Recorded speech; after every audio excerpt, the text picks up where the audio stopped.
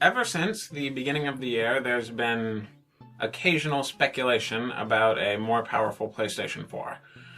However, only recently have several more reputable publications actually came out and said, yes, it's real. And with the article saying, yes, it's real, came details. First things, the facts. This is a rumor. Like, it's not official. Sony has not said anything about it. But on the other hand, these are major, reputable websites that have all shared information that agrees with the information that's been released by other sources. So what we're looking at is a significantly more powerful PlayStation 4. There's going to be technical numbers on the screen. If you don't feel like adding all of those technical numbers up, it's going to amount to a PlayStation 4 that's probably 2.5 times as powerful as the current one. Which, I mean, that's actually very significant, because this isn't a new console generation, it's just a mid-generational update. And so if all of this turns out to be true, that's going to be quite a significant update. Information that has been released by these various websites, of which there will be links to the original stories in the description, so you can read them if you don't trust me.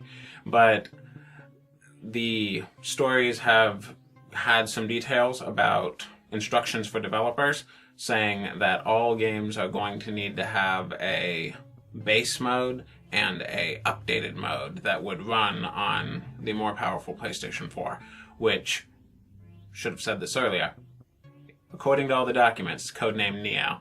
Isn't that cute? Morpheus, Neo, Matrix. So, base mode, Neo mode. So, all games released would run on the original PlayStation 4, and they'd run on the new and improved PlayStation 4. And there wouldn't be any additional features. It would just be better graphics, better performance. So, if what the documents say is true, you would still be accessing the same PlayStation Store, playing on the same PlayStation account with your friends that had regular PlayStations. So there would be no segregation at all between the two. And in fact, you should just be able to buy a new one, sign in with your account, and immediately begin reaping the benefits of your new and upgraded PlayStation 4.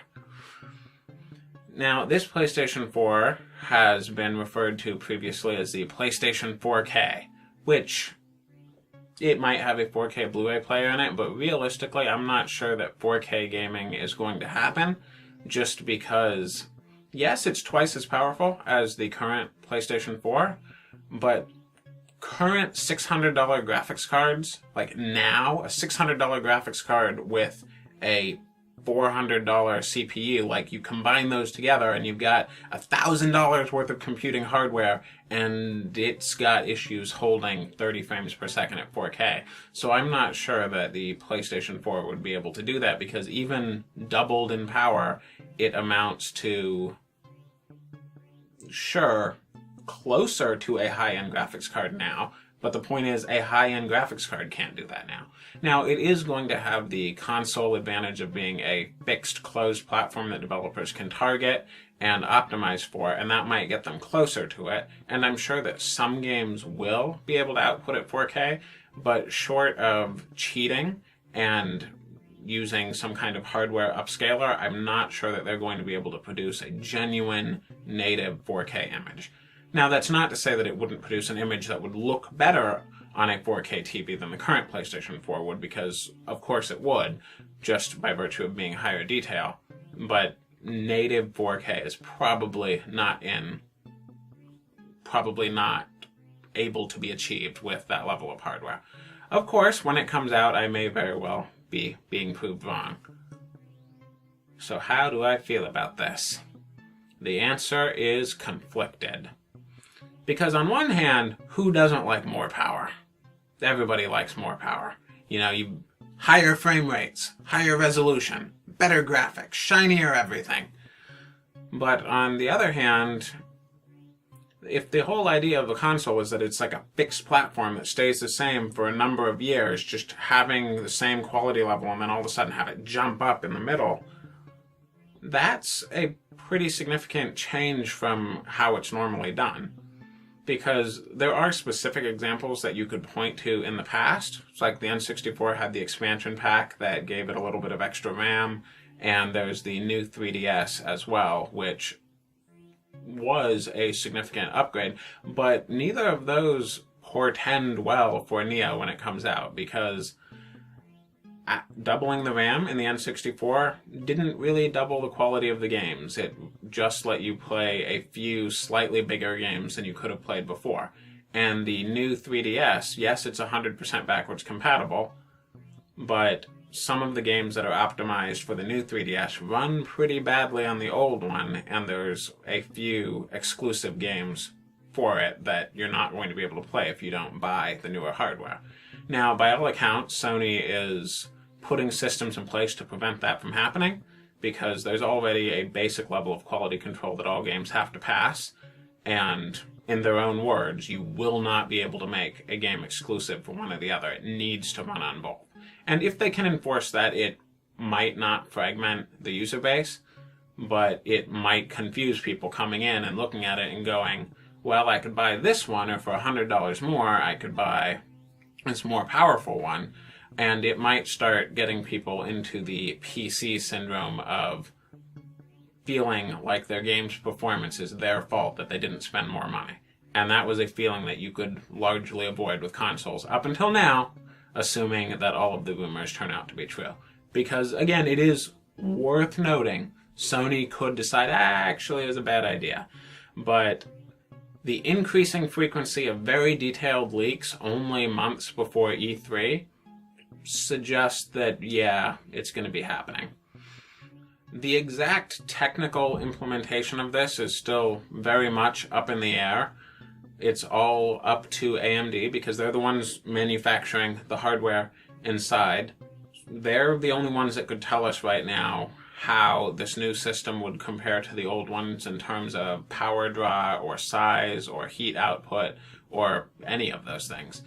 Because yes, manufacturing technology has advanced since 2013, and AMD does have new products, but you're also essentially doubling the power of something that already fits in a box that's this thick by... I mean, you know, it's not a very large box, so you're going to be fairly limited with what you can do, especially if you're going to be doubling the power of something in that box.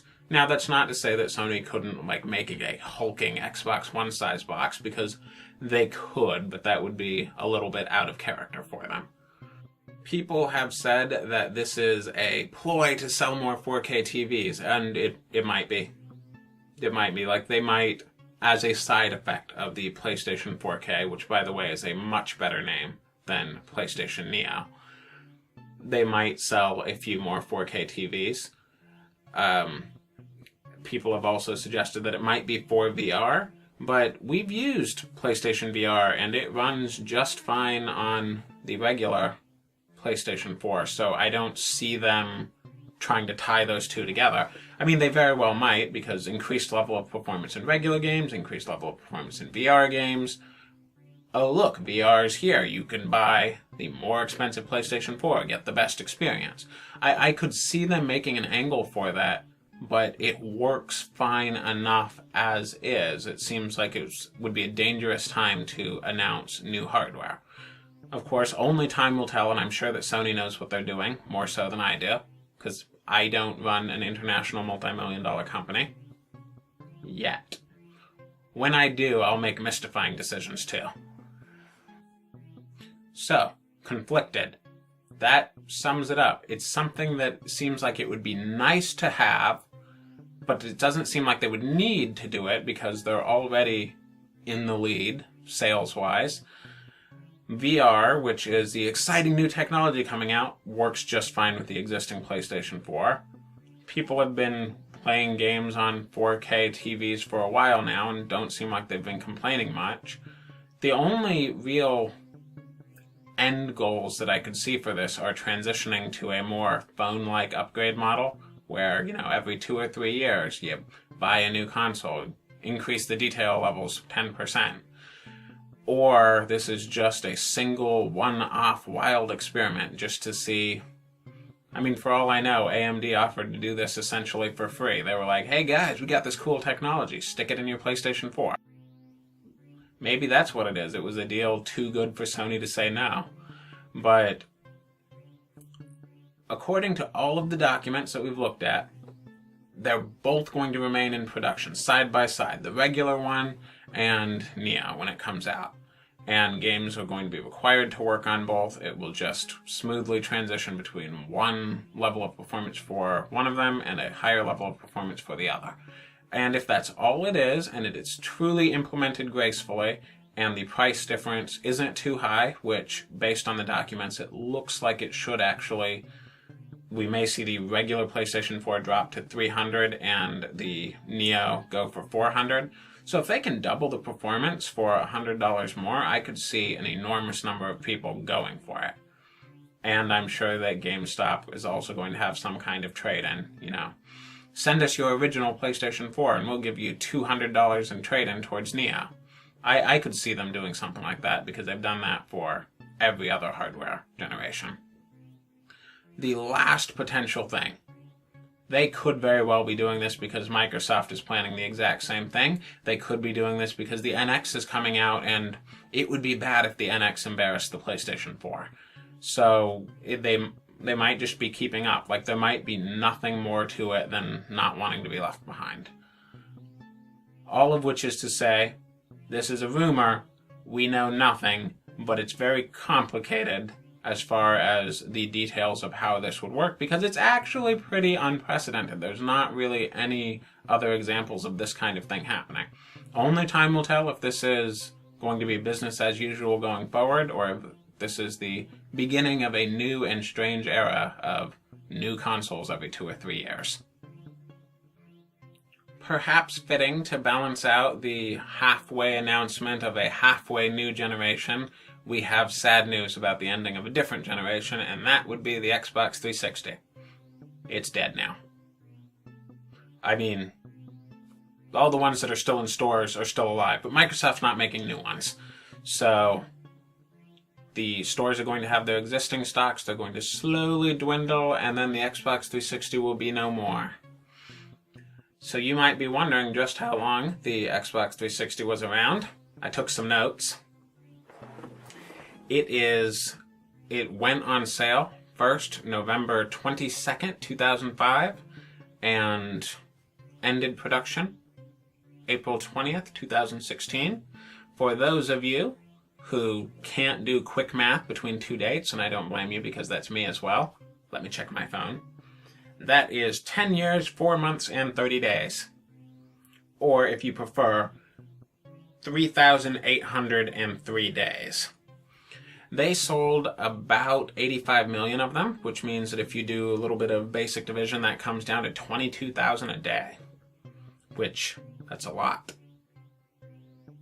I mean, anything that sold 85 million, like, you already have an enormous pile of consoles, but it really puts it into perspective how many that is when you try and imagine 22,000, like, giant bricks being sold every single day.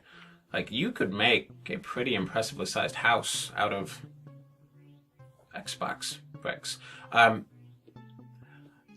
So that's the mental image that I would like to leave you with. Xbox 360 dead now. It's safe to be used as construction materials. I mean, please use all of the red-ringed ones first and leave the functional ones for the rest of us. Oh, there's probably enough red-ringed ones just to build a house out of just those. But the point is, we've got happy news, which is new, exciting, powerful console. We have sad news, which is the death of the Xbox 360. It's balance in the universe. However, if you do have an Xbox 360, like, don't be worried that, like, the online's just poof, gone as well. Xbox Live is still up and will probably remain up for a few years. I mean, for all we know, Microsoft's going to keep it running indefinitely, although I'm sure they're going to pull the plug on it eventually. But you should have a few more years worth of Xbox 360ism. Xbox 360ism will be supported for a few more years. Microsoft would like to take this opportunity to remind you they've got a thing called an Xbox One. You can buy that. Or you could buy PlayStation 4 Neo. It's up to you. However, if you don't want to buy an Xbox One, there are some rumblings that there will be an updated Xbox One at E3 this year as well. There's been FCC filings and other rumors. Okay, I guess FCC filings don't really count as rumors. The FCC filings indicate that Microsoft is making something new and Xbox related. It's probably a slimmed down Xbox One, so like an Xbox 0.75, something like that. Yeah, 25% smaller, Xbox 0.75, Xbox 3/4. This is why I don't work in their marketing department. There is going to be new Xbox hardware at E3, and that's probably where we're going to hear about the PlayStation Neo, whatever its final name ends up being. So, like I said, death, rebirth, balance in the universe, yin-yang, gaming consoles. It's philosophy. So, to quickly summarize, new PlayStation 4 almost certainly coming out, significantly more powerful, more capabilities. Xbox 360, dead, slowly dying. Xbox One probably getting an update. And that's how I feel about all these things. Well, thank you very much for watching. We are not mind readers, so if you would like to communicate anything to us as far as whether you liked it or you didn't like it or you have questions, there's all sorts of buttons below this video that will help you communicate with us. Once we develop the mind reading, we'll let you know and you can stop with the commenting. But for now, that's the best way to do it. Thank you very much for watching. If you would like more, you can subscribe to our channel. There's a button down below for that too. We've got gaming videos and unboxings and all sorts of other things that you, I hope, will like.